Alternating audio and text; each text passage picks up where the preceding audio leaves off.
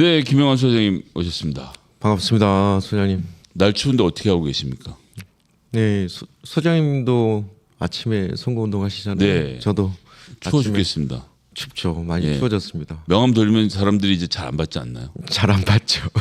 날도 추워지고 돌리는 제 손도 시렵고. 네, 맞습니다. 주머니에 이제 손 넣으시니까 아무래도 이럴 때 좀 노하우를 좀 전해주십시오. 어떻게 해야 됩니까? 인사 꾸벅하는 수밖에 없습니다. 웃는 얼굴로 네. 반갑게. 예. 뭐 지역 정치에서만큼은 네. 또 뭐 아주 선배님이시기 때문에 우리 김영환 소장님 말씀 잘 듣고 해야 되는데요. 고향 경제사회 연구소 네. 김영환 소장님 모시고 네. 또 싫은 얘기를.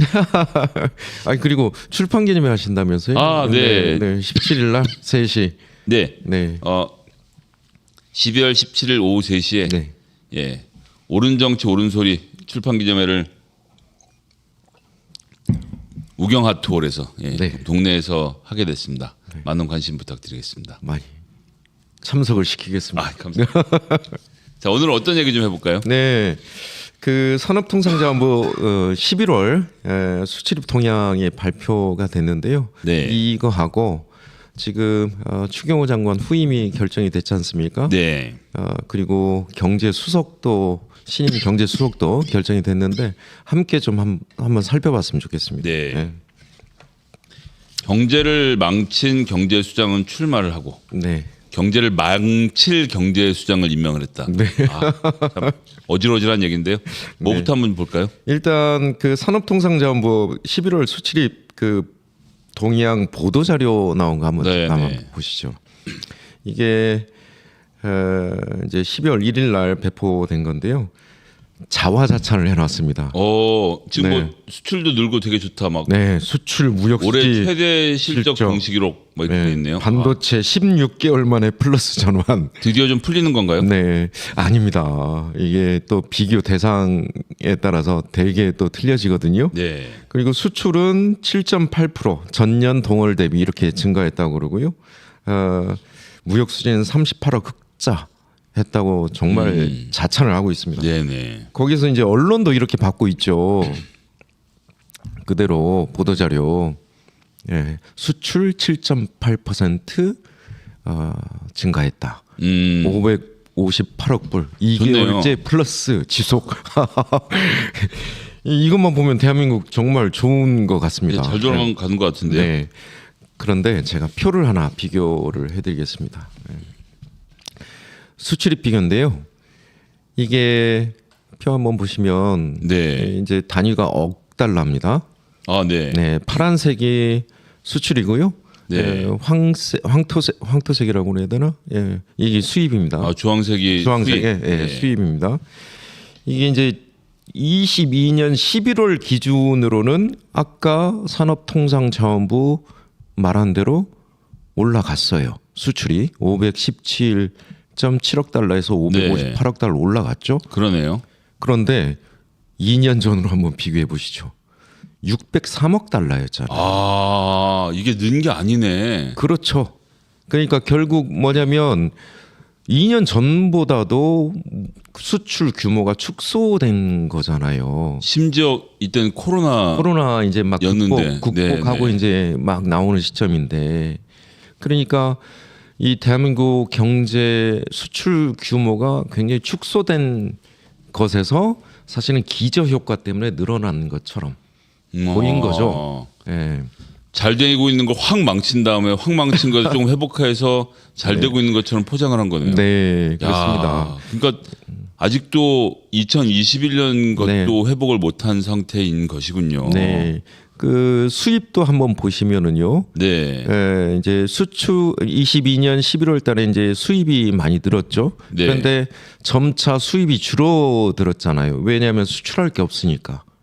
수출 규모가 줄어드니까 수입 규모도 줄어들잖아요. 아, 그러니까 우리가 물건을 팔려고 그러면 원자재나 뭐 이런 걸 수입해다가 만들어야 네. 되는데 팔 게 없으니까 사올 것도 없으면서 수입이 그렇죠. 준 거네요. 왜냐하면 재고량만 계속 늘어나는 거잖아요. 그래서 사실은 불황형 흑자라는 게 바로 이런 구조거든요. 그러니까 수입이 더 줄었을 뿐이지. 그렇죠. 그러니까 무역 수지로 보면 마치 흑자인 것처럼 보이지만 사실은 그런 게 아닌 거네요. 그러니까 여기 이제 파란색과 주황색을 합한 게 네. 이 박스들을 합한 넓이가 대한민국 경제 규모라고 규모라고 보면 됩니다. 그러니까 전체 규모가 확 줄어든 거죠. 확 쪼그라붙었네요. 네. 그러면 이러면서 네.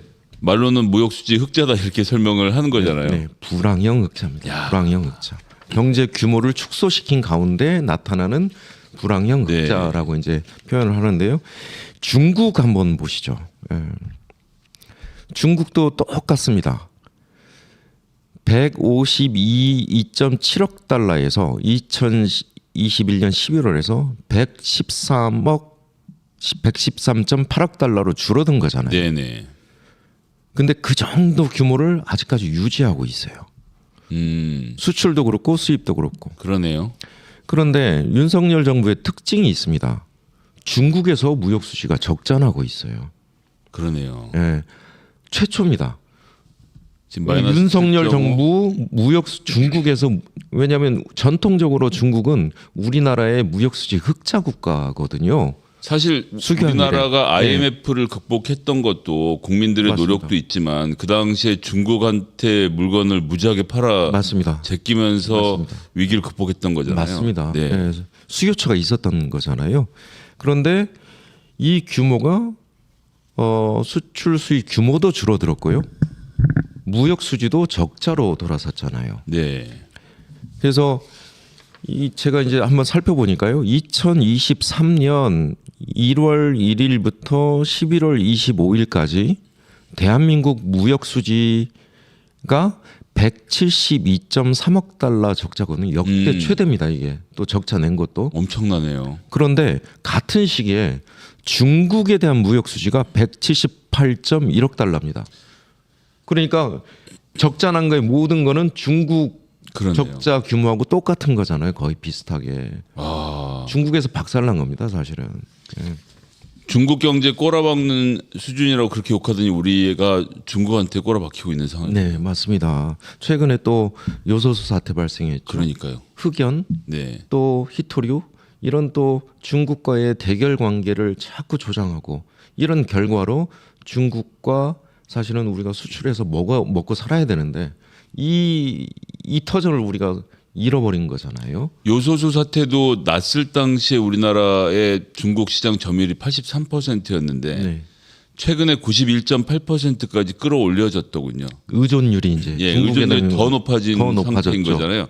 아니 도대체 이 정부는 네. 그렇게 난리를 겪고도 아니 저 정말 희한한 게 뭐냐면 자 중국하고 그렇게 침뱉고 따기 때리고 우리 김성희 소장님 말씀처럼 네. 이렇게 했으면 예를 들면 요소수 사태도 그때 얼마나 뭐라고 했습니까? 그렇죠. 당장 난리 날 것처럼 온 언론들이 또 윤석열 또 그쪽 국민의힘 진영에서 얼마나 뭐라고 했습니까? 그런데 의존율이 되게 또 높아졌잖아요. 그러면 정말 앞뒤가 안 맞는 지금 정책 방향 아니겠습니까? 그러니까요. 네. 그런데 사실 이런 중국의 무역 수지 적자가 지금 이제 추경호 장관 후임으로 최상목 대통령직 경제수석 임명됐지 않습니까? 아 우리 또 서울대 법대 자랑스러운 후배. 그 사랑스러운 서울법대 사랑. 아 네? 정말 진절말이 납니다. 네. 진절말이 나. 네. 그래서 이분은 이제 그 추경호 장관의 이제 행시 사기 이제 후배 되는데 기재부 관료 출신이고요. 네. 예. 근데 이 양반이 작년 6월에 나토 정상회의 때 한번 기억나십니까? 뭐라고 했는지? 그때 중국 뭐 파티는 끝났다 이렇게 네, 얘기했던가요? 그러니까 네. 정확히 워딩을 제가 말씀드릴게요. 지난 20년간 우리가 누려왔던 중국을 통한 수출 호황 시대가 끝나간다. 아니 본인이 지금 끝내고 있어요. 단언하면서 지금 아니 끝내고. 맞춘 거예요? 아니면 그렇게 몰아간 거예요? 뭐 하는 사람들입니까? 그러니까 오히려 한 푼이라도 더 팔아서 물건 네. 하나라도 더 팔아서 이득을 내야 되는 이 경제 수석의 입장에서 대통령에게 모든 말씀 자료와 경제 현상 상황들을 정확히 보고해야 되는 사람이 아니 나토 정상회의에서 이런 얘기를 하고 있는 거예요. 우리 기업들 어떻게 합니까 그러면? 팔지 말라는 거예요. 그러니까요. 예. 아니면 다른 다변화를 통해서 그 수요처들을 복구할 만한 다른 뭐 방편들을 좀 준비하고 하든지 그냥 뭐 그 들어서자마자 이런 얘기 해버리면 아니 중국하고 이제 적대 관계 되는 거지 않습니까? 거기에다 대고 시진핑 주석이 LG 디스플레이 공장을 집권 후에 처음으로 방문했지 않습니까? 네. 그때 그 로이터 통신에 뭐라고 했죠? 그때가 이제 4월 12일인가 아마 제 기억으로는 그런데 올해 네. LG전자 외투 기업 방문한 거는 집권 후에 처음입니다. 그렇죠. 이 손을 내민 거죠. 네. LG전자 방문했다는 것은 대한민국이 잘 지내자. 그랬는데 윤석열 대통령이 바로 로이터 통신에 대고 힘에 의한 현상 변경 반대라고 해서 따귀를 바로 때려버린 거 아닙니까? 네. 그래서 결국에는 우리 수출의 터전인 중국을 이렇게 망쳐놓은 네. 망쳐놓은 사람이 기재부 장관으로 온 겁니다.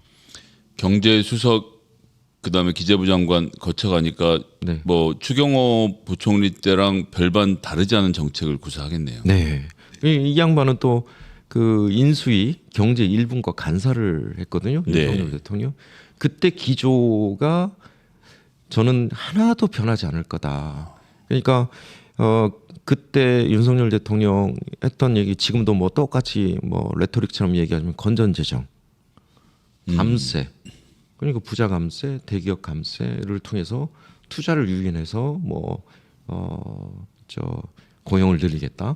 뭐 이런 얘기 레토릭을 그대로 또 하고 있는 거잖아요. 수출 수입은 이렇게 줄어들고 망하고 있는데 네, 네. 그래서 반성이 없는 거죠. 전혀 반성 없이 후임도 그 기조를 이어가는 그러니까 정책의 변화가 없이 그 기조를 계속 이어갈 거다라는 예상이 들어가는 거죠. 그러네요. 네.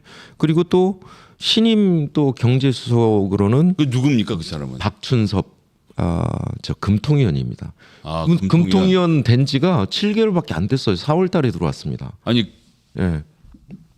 금통위원도 되게 중요한 자리인데 맞습니다. 예. 좀 예. 장기적으로 보면서 정책을 짜야 되는 곳이잖아요. 네, 임기가 3년 이상입니다. 그러니까요. 그런데 7개월 금통위원 하던 분을 그리고 또 통화정책이라는 것은 되게 독립성이 중요한 거거든요. 그렇죠. 재정정책과 정치적 이해관계에 휘말리지 않고 한국은행과 통화정책의 독립성을 지켜주고자 사실은 금통위원 사실은 어떤 자리도 되게 잘 해주고 있거든요. 네네. 예. 그런데 이 양반을 또 임명한 거거든요. 이 양반은 또 어디 출신은 또 기획예산처 기재부 그러겠죠. 출신입니다. 예. 예. 그래서 결국에는 그 나물에 그 밥을 계속 해먹고 있다. 그리고 통화정책의 독립성도 심각하게 훼손하고 있다. 이 금통위원을 경제수석으로 데려가 버리면 네. 대통령하고 어떤 입맞춤이 될까요? 결국에는. 예. 그러니까 이제 이런 우리나라 특히 기재부 같은 경우는 예산실장들이 사실은 네. 이제 기재부 장관이 되는 이 구조 자체가 그러니까 네. 예산을 짤 줄은 알지. 그러니까 돈을 네. 어떻게 하면 아껴 쓰는지는 아는데 네. 금융을 가지고 어떻게 경제를 살리는지 금융 정책, 거시 정책에 대해서 사실 별 재주가 없는 사람들인 건데 이게 어떤 의미에서는 카르텔처럼 공고하게 잡혀 있는 것이 아닌가 싶은 네. 생각이 들거든요. 특히 이 라인들 지금 추경호, 최상목 또 박춘섭 이렇게 이 라인들이 제 생각에는 또 뭐 소장님 뭐 아까 그 말씀 주셨지만 다르게 생각하는 기재부 관료들도 있거든요. 네. 예, 우리 이제 그 우리가 집권을 했을 당시에 네. 또 뒷받침해줬던 그러니까 실제로 말하면 신자유주의자들의 계열보다는 케인지안 쪽 뭐 그런 쪽에 이제 그 관료들도 좀 있거든요. 네. 그런데 이 라인만 지금 경제 자리들을 지금 독차지하고 있는 거죠. 그래서 앞으로 경제 정책은 제가 보기에는 희망이 없다. 결국에는 또 이 기조를 그대로 끌고 갈 거다라는 생각에 좀 변화가 없는 이번에 인사라고 저는 평가를 하고 싶습니다. 예. 망친 걸 그냥 망친 대로 두면서 그냥 가는 네. 상황이 되는 거군요. 네, 예. 맞습니다. 그래서 대통령 생각도 변화가 없을 것 같고 이 똥꼬집을 어떻게 해야 될까? 예. 처벌을 해야죠. 압수수색해서 처벌하려고 하는 거 아닙니까? 네. 이번에 네. 또 어떻게 구형을 좀 하시겠습니까? 저 그 덕양에 능곡시장 있잖아요. 네네. 일산에는 또 일산시장이 있거든요. 그렇죠.